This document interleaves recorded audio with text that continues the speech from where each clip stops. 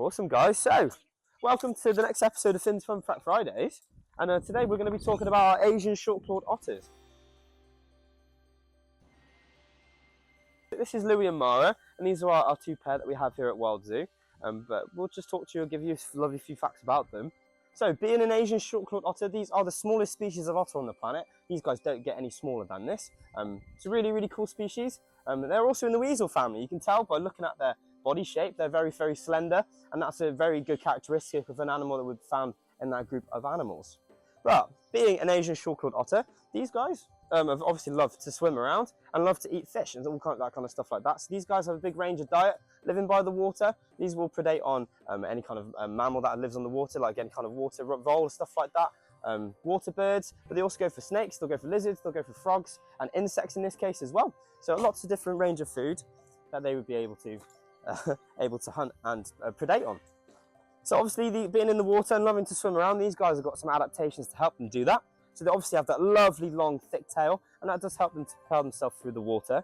But they do also have a double layered coat. So one layer keeps them nice and insulated, the other layer keeps them nice and waterproof, so they can go out hunting for a great long period of time.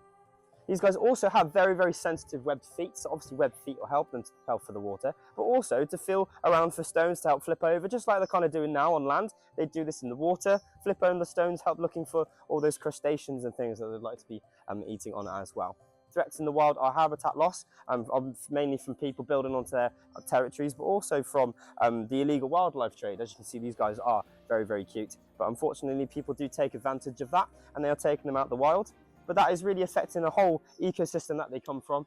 These guys are one of the top predators there, and they do help to control a lot of the fish populations and stuff like that. So taking them out of the wild and is removing their really, really important role in the ecosystem. Asian short-clawed otters are also monogamous, so that means they mate for life as well. And they do have a little lovely thing where they like to gift each other pebbles. So they'll find their favourite pebble and then they'll gift it to them as a sign of affection as well. So these guys do kind of, you can always see them playing with rocks in their hands when you come to the zoo. So keep an eye out for that when you guys do visit.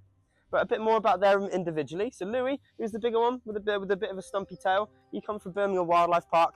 He's our male, and Mara has come from Five Sisters Zoo in Scotland. So they are not related at all. These are a non-related pair. We don't have any plans to breed these guys currently at the moment, but these guys still are a great ambassador for the species, and we can also help to talk about what's going on with them out in the wild and help with their conservation needs. Thank you for joining us for another Finn's Fact Fridays. Join us next week for another new species. Have a go at commenting in the comment section, guys, and see what it might be next week and what species we'll be introducing you to. But thank you very much, guys, and we'll see you next week.